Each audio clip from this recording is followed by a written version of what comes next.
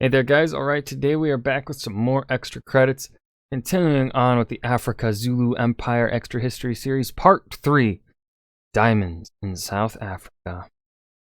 Yeah, there do be a lot of those shiny objects in South Africa. Africa in general, there are a lot of shiny objects. Got gold, lots of diamonds.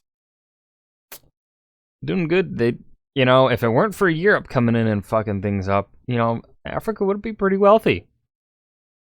Too bad Europe came in and fucked things up. Before we dive in, make sure you go and check out the links in the description box below. I would love it if you join the Discord and followed me over at Twitch.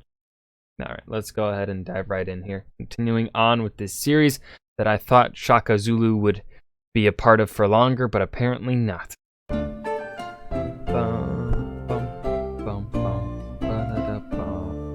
Last week, we saw the fall of Shaka. We saw Rip. Dingane meet his end at the hands of his half-brother, Mapande. And Rip. we saw the Zulu and the Dutch come to an uneasy truce when Mapande allied with them to overthrow his brother.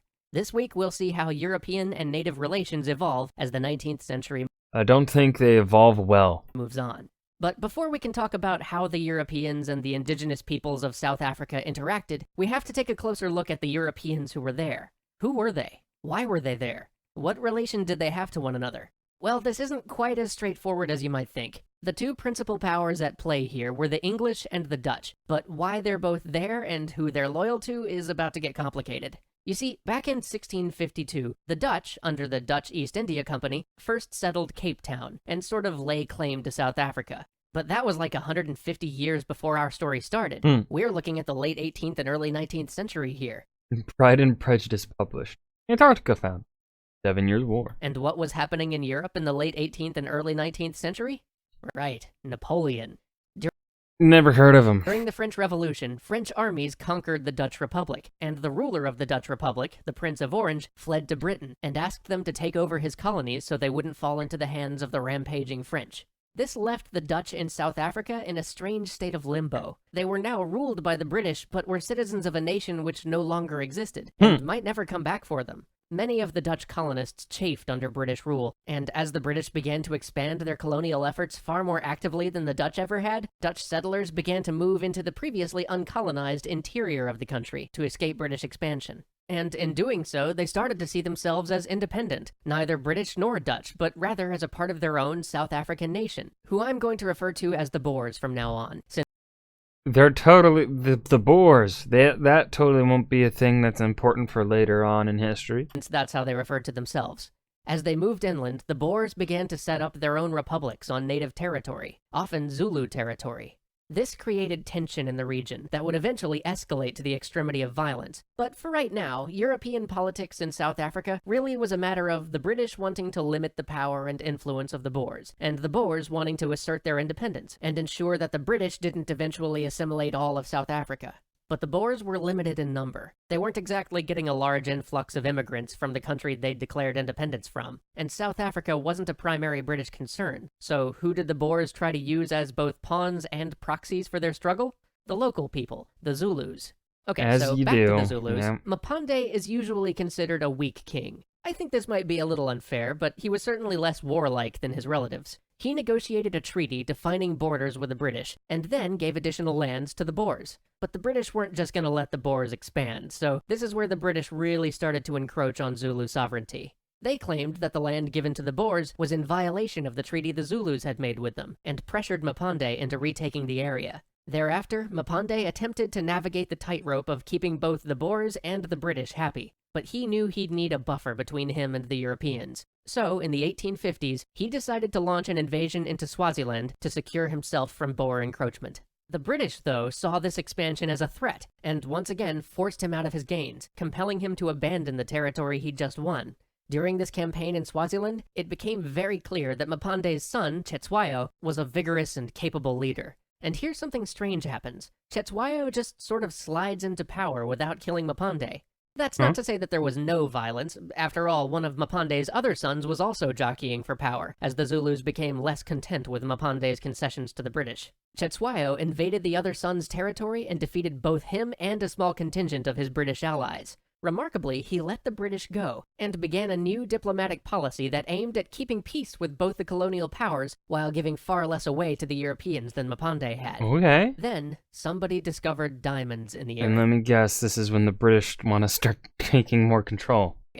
This always screws things up. Yep. European miners started pouring into South Africa, and with them, shopkeepers, tool traders, geologists, and all the other support personnel that a major mineral rush needs. But it was never enough. The demand for labor outpaced even the flood of fortune seekers coming to South Africa, and so the European mining firms began to look hungrily at the native population. For the most part, the Zulus and the surrounding tribes were content. Working a diamond mine is unpleasant. The Zulu already had all they needed with their farms and their cattle, and now with all these essentially unproductive Europeans flooding in, the Zulu could get a pretty good price for any surplus food they grew. This led mining conglomerates to offer guns for labor, and the British government to start taking more drastic steps toward expansion. The British wanted to secure any potential diamond mines they could, which meant pushing into native and Boer territory at an unheard of rate. At the same time, the British also wanted to start consolidating their hold over South Africa in general, and to integrate the outlying tribes with the growing diamond economy. Doing this basically meant destroying the traditional South African way of life, and stepping on agreements made with the Boers. As the British like to do. But the funny thing is, while the British government wanted to make all this happen, their local South African ruling government, especially in Cape Town, wanted nothing to do with it. Britain needed to bring them in line. Thus enters Henry Bartle Frere. Frere had once been an ardent civil servant for the British in India. He had done notable service during the Indian Rebellion, and had risen to be governor of Bombay. He'd been noticed by the Conservative Secretary of State for the Colonies, Lord... God, what year are we in, though? Like, when we're talking rebellion in India, are we talking about the Sepoy Rebellion of 1857? Is that centered in... Was Bombay involved in that? I can't remember. I'm really rusty on the Sepoy Rebellion. It's been a while. Carnarvon, whose big project was to confederate many of the British colonies. Carnarvon had just successfully done so with Canada, and now he was dead set on doing the same with South Africa. Carnarvon had Frere appointed High Commissioner of South Africa, and promised that he would become the first Governor-General there, a position that almost certainly came with a peerage, if he could bring the entire area under British control and set up an effective government. Frere agreed, and began to assess what he would need to do in order to achieve this. His solution was basically annex and suppress everybody, but he especially noted the need to break the power of the Zulus. The local political elite tried to warn him that with the recent British expansion, tensions were high, and any minor event might throw the whole region into war. But Frere was having none of that, and began looking for an opportunity to expand. His first chance came from a minor tribal skirmish between two outlying tribes. How minor? Well, it started as a bar fight. That didn't stop Frere from using the incident as cause to declare war on one of the tribes, against the vociferous objections of the local Cape Colony government. The Cape government succeeded in at least making sure that their local fast light commando troops prosecuted the war, rather than the might of the British Royal Army. The war was swift and decisive, but the Cape government had no interest in annexation, and so returned the land to the native people. Frere came in, beat him up, and then let him go. Furious over this, basically used this act of insubordination to have them effectively removed from power, and have himself granted total governmental control over South Africa.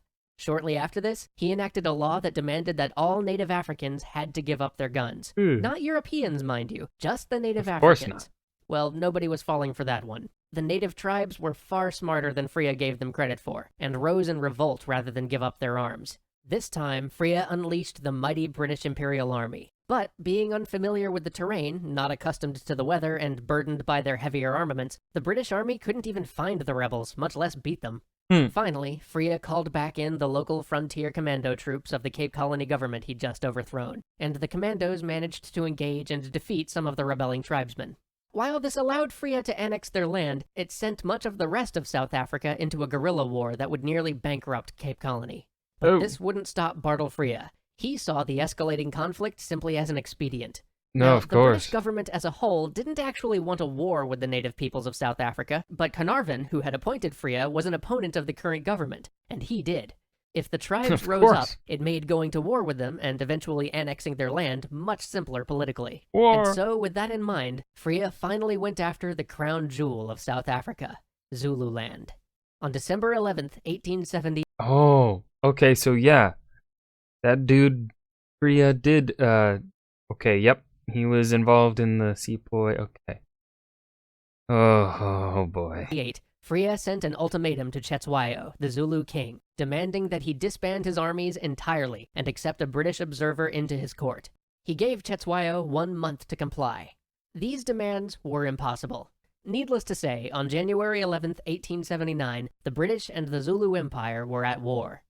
Join us next time for the Anglo-Zulu War, the battle that raised the Zulu to an almost mythic status in Western lore, and the final fates of both Cetshwayo and Bartle Freya. And that was Africa, Zulu Empire, Diamonds in South Africa. Extra History number 3 by Extra Credits. This was a decent episode. Again, I'm not really, I don't know, this, hopefully, hopefully number 4, part 4 in this series, as we get into the actual war between the British and the Zulu itself, hopefully that will be more intriguing. Right now, I think this was better than parts 1 and 2, but I don't know. Something about it not hitting for me. But I hope you guys enjoyed. Remember to hit that like button and subscribe for more, and I will see you guys in the next video. Peace.